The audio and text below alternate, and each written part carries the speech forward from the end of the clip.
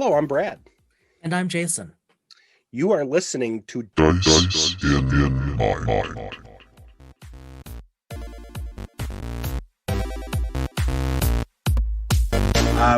So we have not recorded since before the 23rd, because I think you left on the 23rd, right? Right. My family and Yeah. I did some traveling, and I'm looking right now, we recorded last on the 12th. So we are just about a week short of 3 weeks. 3 weeks since we recorded because of the holidays, because you were overseas. Yep. And Happy New Year to everyone as this drops Yes. on the 9th, so we're well into 2023. Yep, you will. Obviously, we've finished Hanukkah, Christmas, Kwanzaa. We've passed the because we recorded before winter solstice, Yep. so we passed winter solstice as well. So a lot of time has passed since we recorded. Yep. I'm looking around before I say this. A lot of money has been spent. Not by me. Well, yes, because you went overseas clear. just for different reasons. Yeah, okay, so a fair amount of money was spent on that, but not on, shall we say, non-spurious purchases. Yeah, let's go with that. Let's go with that. Let's go with that. But there has been, now that the new year is flipped, we have a lot coming up. We have, I heard that there's a new show that you might be, or not a new show, but there's a new season of a show that might be coming out. Is it February that you might have some interest in? No, I don't think there's anything on my schedule. Okay. I plan to become gainfully unemployed in February when Picard season 3 debuts. That's what I was. Yep. Right. So, and as we record this today, Bad Batch season 2 came out. I have not seen it, and I'll probably watch this season, but I'm sort of non-committal right now. I have it on there to be honest with you, because we've talked about this before. Last half of the year, I got really behind. Yeah, in your viewing, right? In my viewing, and so I took some time during the holiday last week between Christmas and New Year's, and in effect made myself a list of shows that I need to catch up on, shows that I want to watch this coming year, movies the same, and then with my, what did you say, spurious purchases? Non-spurious. Well, I'm giving you the benefit of the doubt. Yeah, thank you. I think you're being quite generous. But, I am. So I have a lot of reading, and I posted some of that out on Twitter. Yeah, great job with that. Yeah, but I have myself, because we're up here in the northern part of the U.S. Definitely winter, although much more winter for you than it is for me. Much more right now as we record. Yeah. So this is the time to get some good reading in before the weather gets nice. And I've been doing some stuff. We've talked about it, board games, and I know you and I have been working on a kind of a mini project that kind of got put on hold a little bit because of travel and holiday. Yep. But we're getting back to it. Yep. And that involves Modern Age from I have a dice set that I have been itching to use. In fact, I brought it with me on the trip just because I told you. I'm surprised you did that. Yeah. No, I've traveled with. It's just silly. I've traveled with a die or something like that now for several trips over the past few years, just kind of to, I don't know, maintain the mojo. It just makes me kind of smile when I see it. But I ended up getting us those Expanse Modern Age dice just because they're beautiful dice, and we both really, really want to play in Green Ronin system, and so it was like, well, let's get the dice. You got a couple of the books. I've got. We both have some PDFs. Thank you, wonderful people at Green Ronin, for those PDFs. Yes, thank you. It's coming. Green Ronin. Yep, it's coming. It's a matter of carving out time to play. And it is coming. That will happen. But yeah, you and I have been talking about lots and lots of games, but also lots and lots of game adjacent stuff. Yeah, and I mean, let's be honest. There's a lot going on, out in as we flip the calendar. That can bring you down. We talked about mental health in our last episodes before the end of the year. Yep. So, what better way well, there's a bunch of ways, but why not use a good way of lifting one's spirits than talking about gaming, role Yep. playing, Yep. and in our case, books, Absolutely. And shows shows. Yeah, and so non-spurious spending. exactly. And luckily for me, nobody in this household will ever listen to this. Yep. But this was just we had talked about some ideas and thoughts for what we were going to have this episode to be. This is going to be kind of a vamp because we're going to also talk about. I'll let you talk about this, kind of what our schedule is going to be for the time being as we move into 2023. Because there's a lot. You and I talked a lot about. I think I used the term with us, and it kind of stuck. What are we going to do with our brand? Yeah, that's right. You and I have been talking. We talked a ton about that right before I left. Kind of got got the juices flowing, got set up. Yeah. So I'll let you kind of talk about what we're going to do with schedule. But there is a lot going on what has been kind of under the radar. We don't really haven't talked about it, but we figure why not talk about it? I find it. I know you do this with a couple podcasts where others are real transparent about it. Nothing earth shattering. We're just going to kind of talk about what we think is going to happen and where we're going, and to at least to start 2023, kind of our in the business realm. We're talking about our 2023 strategic plan. That's right. So where are we going in 2023? I don't have my soundboard up. Sorry, I wish I could have had the Jeopardy theme or something. I don't know if I want that as the sound maybe that's not what we want. All right, that might yeah. not be how to start. Yeah, that's not gonna set the mood properly. No, probably not. But you and I have just begun in earnest, but truly in earnest, this conversation. And so one of the things we've played with and we've decided we're going to experiment with is, and this is for everyone out there listening, starting with this episode, temporarily, probably through the winter and well into the spring, we are going to move Dice and Mind to a bi-weekly schedule. I think that, I'll be honest, Brad, that's a little bittersweet to me because it was such a surprise to us that we went so quickly from monthly to bi-weekly to weekly. That was never on the radar. And now to back off with the sessions, with the episodes, is a little bittersweet, but it's for a greater set of goals. One of the things that you and I discovered, well, I mean, before the end of the year, we were both really busy professionally. And we have families and whatnot. And I mean, we know that the vast majority of our listeners, excuse me, we know that you guys understand that. And what we found was I think you and I enjoy speaking with the creatives who've spent their time with us, probably more than any other aspect of this endeavor. Hands down. I mean, right, hands down, yeah. But maintaining a weekly interview schedule where we're doing this like in between stuff on email and then always recording in the evenings, it was really becoming a heavy lift too often for us. And I finally asked, hey, maybe we ought to back off a bit and be more intentional and more planful. And so we want to keep bringing you all these wonderful interviews, and that's not going to change. But going bi-weekly for a bit is going to give us, I think, the cognitive space to maintain these first-rate interviews with fascinating, neat people while we are simultaneously, as you said, planning for our brand. We also want to play in the sandbox when it comes to what we're going to do with these episodes. Well, I think that's it. I think, I think, you and I talked about it, and it's not we have to play.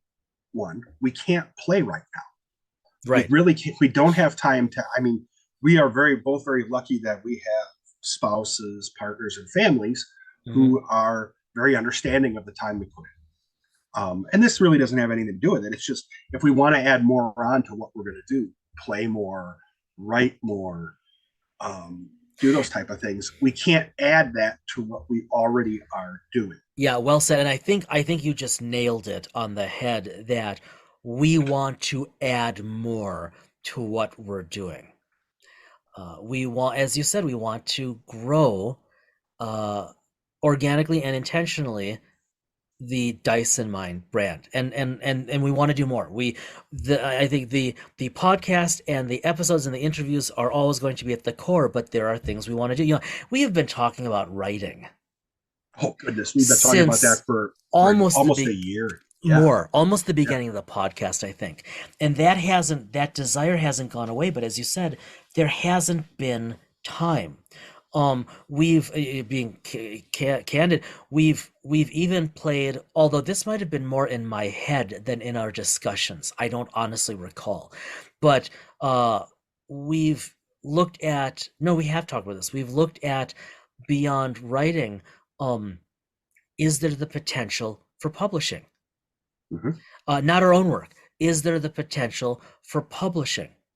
And I don't know. We don't know. We've looked at, should we more occasionally do something live play? Not that sucks like the first time we tried it, but where it's a different.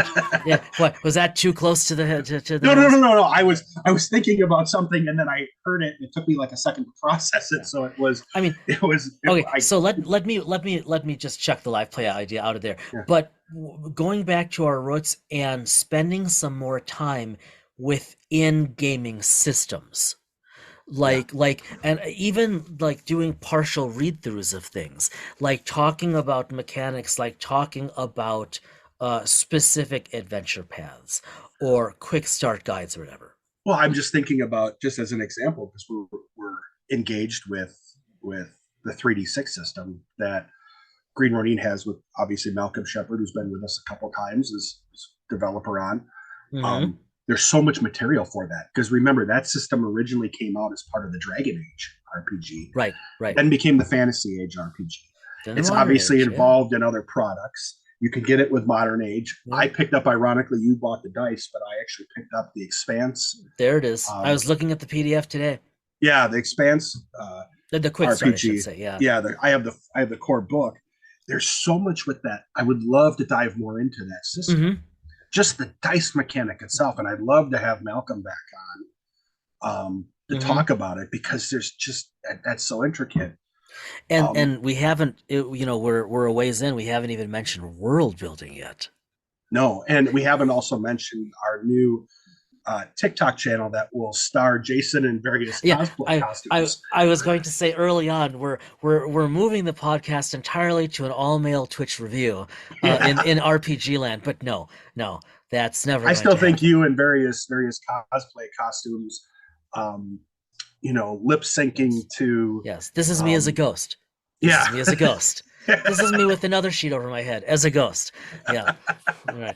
So, but seriously, so we are going to, before we get into some other stuff, we are going to seek to move Dice in Mind forward in some really interesting, we hope, successful ways that we haven't done before. And to do that, we're going to move to a biweekly format for a while. The goal is, in June, we hit our 100th episode. We will undoubtedly be back to weekly episodes before that, but the goal is, by our 100th episode, there will be new things in the Dice in Mind brand. Different things we're going to do on the podcast, different things we're going to do beyond the podcast, none of which will involve Twitch or TikTok. You think? I do. No. Yeah, jokes aside, that this started us. We talked about this for a year before we spent the 6 months prepping before we actually launched it. And it's time to do that again. And the fact of the matter is that before we started interviewing these people that just have graced us with their time, we spent time talking about things. You were, in effect, kind of sitting in the living room with us as we would talk about these things, which we would have done anyway. Right. Just a little bit cleaner and more prepped and a little more polished. Exactly. Then we were lucky with our first one being Shelley Mazanoble doing an interview. and that cascaded. And I'll be perfectly transparent. We have interviewed folks that we would have loved to have talked to independent of a podcast. Oh my God. This podcast has been a vehicle for us to all of you who have been on as interviewees, and sat and chatted with us.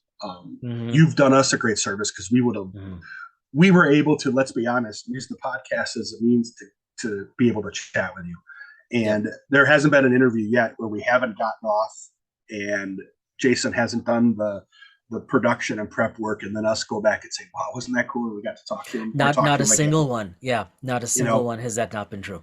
And we want to keep doing that. So for us, for all of you who have joined us and will join us, for us, and it's the nerd part of us, our nerd dreams come true being able to talk to you all. Yeah, seriously. So we want to continue to do that, but we want to do it in a way where we aren't pushing it. And let's be honest, we were pushing it. Could we have kept it up? Sure. Jason and I tend not to get irritable with each other. So it wasn't like we were at each other's throats. It's just it isn't how we are. We just aren't that way. No, it was just we were getting exceptionally busy with everything, trying to keep up. And there are things you and I don't know, there's probably 3 different occasions where you have put some material together for us to start to look at doing some writing, and I can't keep up with it, and it's hard for you to keep up with it. And let's be honest, you're already writing outside. Yeah, I was going to say, yeah, you're already writing outside with Aaron, and I want to write. That's something I've wanted to do for a while. I think this gives us, and since we have really parallel kind of, I guess it used to be very divergent. Now it's more parallel because you're working in the leadership realm, but you and Aaron, especially with publishing, are both psychologists who are writers. Well, Aaron, no, but he's still a good guy. Well, sorry, Aaron. We'll pretend Aaron has credibility. How's that? Look, it's gotten me far in life. Okay, good. The fact of the matter is we found something that we could potentially write about in this realm. And so for me, being able to write with you is something that I've talked about wanting to do for a long time, and we have this opportunity. It's coming. Not to keep hammering on it. But so as I was seeking to summarize, I had this image, this flashback to Dana Carvey's Bush Senior. So to summarize, this good, that bad, but that doesn't help. Some points in line. Yeah, that's right. So to summarize, then, before we talk about some of the other stuff, before we go into an exceptionally long GM corner, because again, this is Brad, you and I haven't. I mean, I got back 3 days ago from our trip away, and so you were gone 10 days, right? Yeah. And we typically talk, text, whatever, daily, and I mean, I made it a point to keep that up while we were traveling, but that wasn't going to work around this stuff. And so we are, to recap, 1,000 Points Light, we are going to move Dice and Mind temporarily to a bi-weekly format so that we can experiment and innovate with the brand. We are going to have a plan in place in the coming months that is going to include some combination of writing, maybe of publishing. No TikTok or Twitch. Okay. We are going to maintain our core of interviews, but we're also going to probably move, if you will, into the parameter space of the things there are to do and talk about through this venue. Well, and just from an interview perspective, we've already got, as of today, we haven't conducted them, but we've got 2 already scheduled. 2 or 3 more in the works. 2 or 3 more in the works. And then between you and I talking, I think there's another 2 or 3 that we're going to reach out to. And some are RPG, some are scholars, some are totally other things. Yep. And that doesn't count some folks that we need to have back on. No, and we have a short list. Yes, Jim Johnson, trust us, as soon as we can afford the smoking jacket, we are very eager to have you back. Yes. If Jim, if you're actually listening to this, one, thank you. And two, I think this is, Jason, you actually have kept up. This is almost kind of like a thing where Jim comes up in every episode in one form or another. So it's kind of like Seinfeld. If you watch Seinfeld, every episode has some connection to Superman. Seriously? Did you not? Yeah, seriously. Not. He either brings it up or you will see something related to Superman in every episode. Interesting. And so that's, Jim, that's what you and we need a Jim bobblehead to put in the corner of, Come on, Modifius, get on that. Yeah. I'll email. Right. I'll see if maybe Jim has some way to pull there for us. There you go. Yeah. So, more asking for your own bobblehead might be a bit presumptuous, but moving on. I don't know. He's been remarkably successful with that little Star Trek Adventures thing. Yeah, I guess. Yeah. I guess.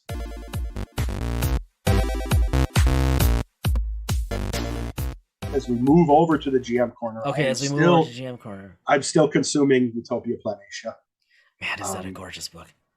That is actually on my table next to my chair in the family room. Nice. Just because, amongst a couple other things, but I will page through that, especially if I put on something Star Trek related, because I am backtracking and watching through it. I still have yet to... Oh, speaking of which, as we record, happy 30th anniversary of DS9's first episode. You beat me to it because 30th, because it is the 30th anniversary. I was going to actually start. I have it scheduled 2 weeks from Sunday. This coming Sunday is when I'm going to start my annual DS9 binge. Oh, nice! And watch the 7th. And when I say binge, I'm not like, it just be I'll watch an episode or two a night and get through. Such a good show.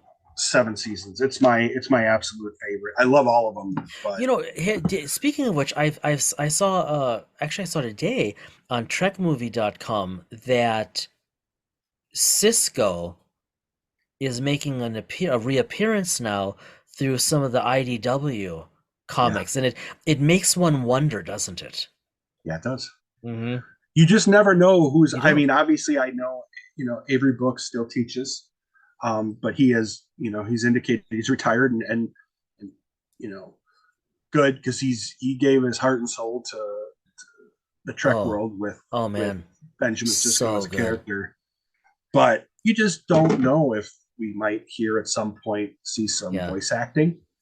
Oh, wouldn't that be cool? And obviously no spoilers. No, that's just pure hope. Nothing even conjecture. Just hope. Yep.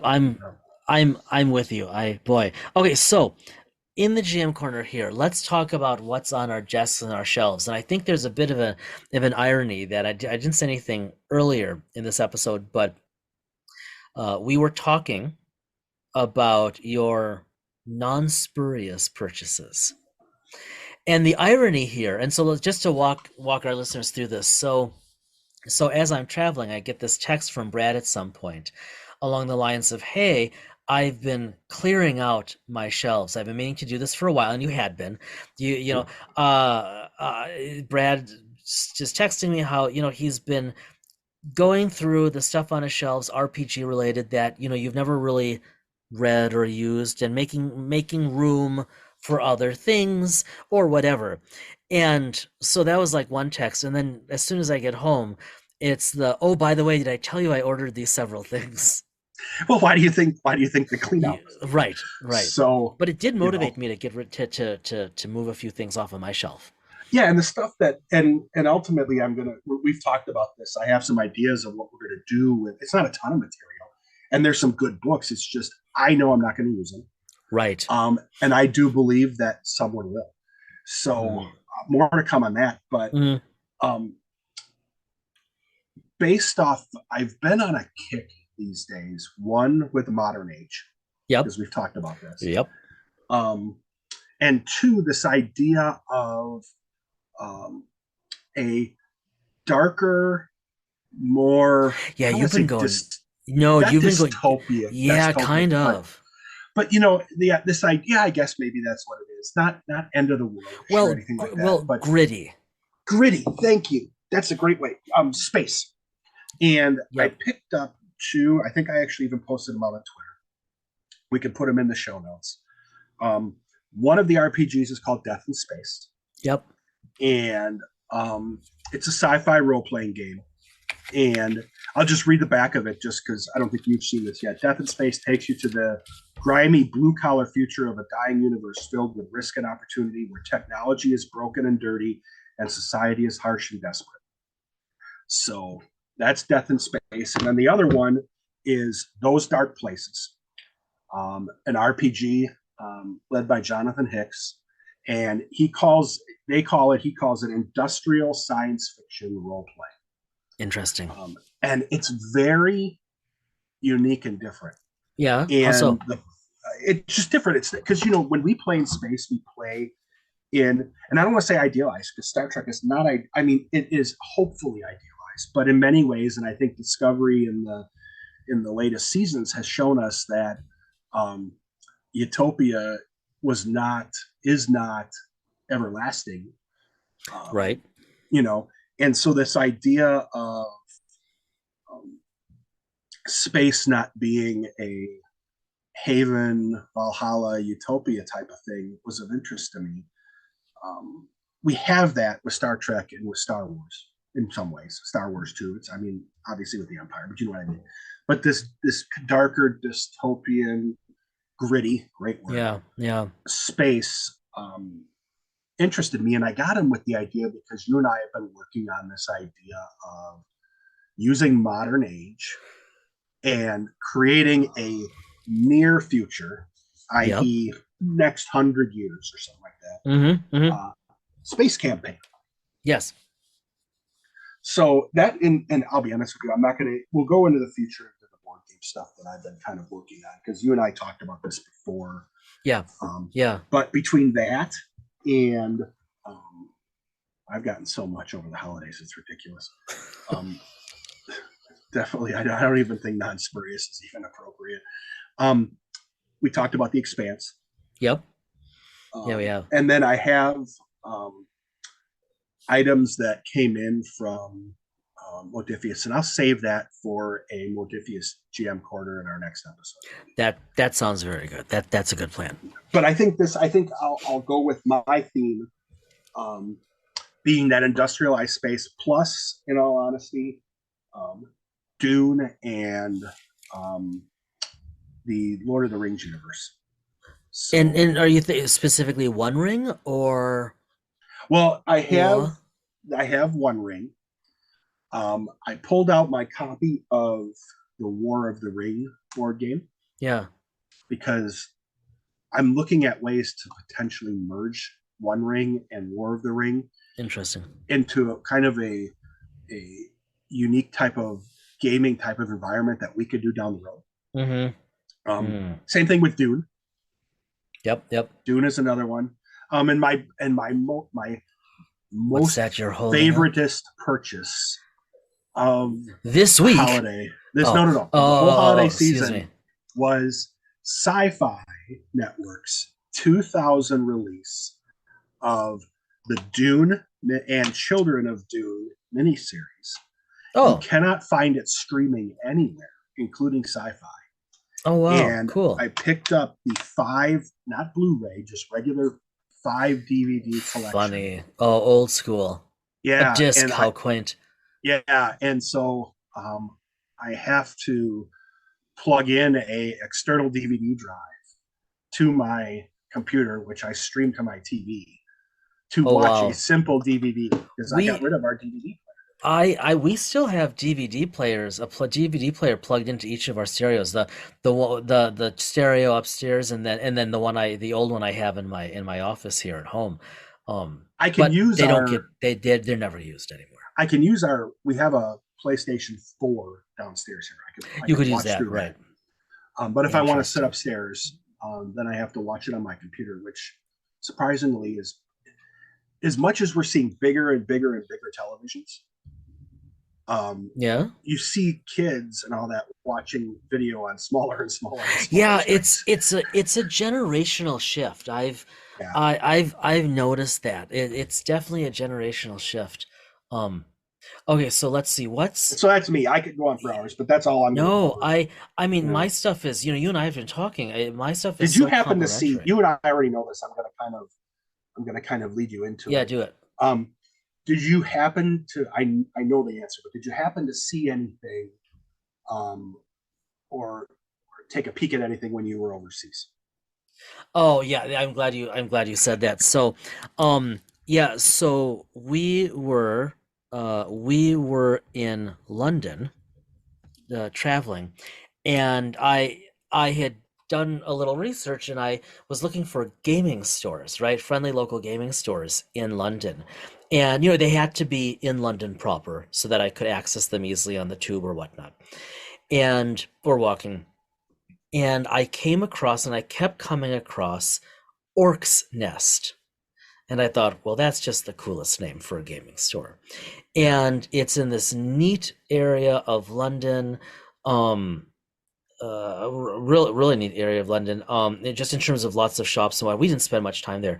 But so I planned it. I thought, okay, we're there over the holidays. I need to stay away from Christmas Day. I need to stay away from Boxing Day. It's got to jibe with my family's plans.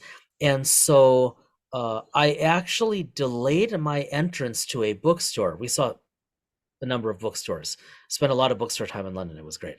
But yeah, we'll have to talk about that offline. Um, and one of them was Audubon Court Booksworthy, but with a Oh, fascinating history. So we'll talk offline about that. But just so I everyone knows, Audubon Court. We've talked about it before. yeah, That is that was our bookstore. the bookstore that you and I spent Oh inordinate yes, amounts of time in the mid yes. '90s. No, no purchases there were spurious. No. Um, so I went looking for it, got a little turnaround actually, but I walked over. I said to my wife and our girls, "Okay, I'll meet you." It was only like 2.5 blocks away. Meet you in the bookstore in a few. I'm gonna walk over there. I had either the website was incorrect or my read of it was incorrect, but I found it. Has a great storefront, and it was closed. So if That's anyone where your sound effect comes in. What's your sound effect you used before? There that we was go. pretty much how I felt. So if anyone is familiar with Orc's Nest in London, uh, please drop us a line, or better yet, tell them we would love to have them on the podcast. Awesome. Um, that would be cool. But it looked like a great store, and they have a huge online store. But I really want to go in and wander. Because how neat is that? So no, I suppose that was one little thing in the GM's corner for me. Otherwise, Brad, I'm trying not to be too schizophrenic in my attention for these That's different games, right? Because there's so much. It's like we still haven't played Midnight, oh yeah, we talked about that. Legacy of Yes. Darkness. Yes. Well, that was some good audio. Excellent. Sorry. We still haven't. I'm still opening Christmas gifts here. Yeah, more non-spurious purchase. No, Yeah. we still haven't played Midnight. I'm really enamored with the yeah this with the modern age or just the age dice system. You really got me into that, and now those dice are just itching to be rolled. Um, there's just so much out there right now. I will say, I'll end with this. I have enjoyed being very much on a sci-fi kick. Mhm. We had been focused on D&D and adjacent things, and a lot of D&D and D&D adjacent authors and creatives for quite some time. And it makes sense. I mean, it's the big bear in the room, right? No Yeah. question about it. And like I look over at my shelf and it's like, well, I've got a lot of D&D books and they're great. And I think about them fondly and I think, okay, that's And beautiful world building. I think the fact that you found interest in high fantasy, I still find fascinating because that really never was a realm of interest for you for Never years. It was interested always me. sci-fi. You're right. It was always sci-fi and D&D and gaming and you really opened me to that. Right out of sheer necessity initially because you're like, I don't want to play these things. I want to play I want to play Pathfinder. It's like, fine, I'll play anything at this point, right? And that kind of got me into it. And D&D is just so, man, is it robust. And uh, I could go in so many directions right now. I'll just leave it. I'll just leave it there. Problem is, like, sci-fi with I'm with you on that, just because of what I've been. Just what you've been reading, and we're right, and kind of where we're going these days. It's just been really nice between thinking about the podcast, between my writing, between some reading, and then of course, like as we record, Star Trek Prodigy, season 1 just wrapped, and man, did the story get strong. I mean, I'm still not a fan of the character animation, and you know, I mean, it's acted for kids, but it's written for adults, and they've tied it much more tightly to the rest of canon as season 1 ended with the 19 and 20 episodes. I'm hijacking, but did you? And I'm hoping I get this right, but I want to say it was Prodigy. Our guest, Dr. Aaron McDonald, made an appearance. So I had, it was obvious. Did you see that? Yes, it was. She had posted on Twitter that she had a cameo, and it was just a brief scene. It was really neat. I think that's great for her. It was clearly her voice. It was. I won't say anything because some people clearly haven't seen the end yet, and I know you haven't. Seen any of it, right. But it was. But I saw her Twitter post. And it was a perfect. So cool. It was a perfect cameo. When you get there, it'll be like, oh yeah, that's just completely appropriate for her. Yeah. And of course, she was kind enough to spend time on our podcast, and that was just fascinating. That's still, I'll be honest with you, that was one where I was a little quieter on, because I was just fascinated by what she was talking about, and I really couldn't add much to it. It's one that I've listened to. It's really one of the few that I've listened to in whole, only because I don't like to hear myself talk. Right. And since I didn't talk much in it, I could actually listen to it. So when I saw her posting that, I thought that was, and well deserved too. She's a great ambassador for STEM, for science, for women in science, and for tracking. And now she's part of canon in that way, which is a front end, not back end, which is really cool. Yeah, that was pretty cool. So yeah, there's a lot of stuff right now. There's a Trek lull. Honestly, and I'll close with this. I am still waiting for the release, and we've talked about this. Still waiting for the release of the Strange New Worlds season 1 soundtrack. I very, very much want to listen to it. I'm also, of course, chomping at the bit to hear the Picard season 3 soundtrack. But I mean, obviously, if you follow the Twitter version, we know we can't. Said, you can't, because don't want any spoilers. Giveaways in the soundtrack. So. Right, like episode 5, Picard dies. Right. Yeah. Again. Right. Yeah. Yeah. So, all right. I suppose this is as good a time as any to wrap it up. Any last thoughts? No, I think it's been a while. It will be a welcome return, as much as I never like to wrap up an episode. But it'll be nice to hear your standard wrap up for an episode, because it has been, as we said, 3 weeks. I've been a little excited just to get back into it. Me too. I have been on a major gaming kick over the past few weeks, just reading. And more to come on that. I could keep going, but no, I'm gonna turn it over to you. It's your game now. All right, my friend. Then we will call it here. We will see all of you in 2 weeks as Brad and I start planning. I know you're jet lagging still a little bit, but that is not how you end the podcast. I know. I'm pulling it out. Okay. And I am definitely jet lagging, but I think what you want to hear is, there we go. As always, be well, stay well. We will see you all, dear friends, in 2 weeks.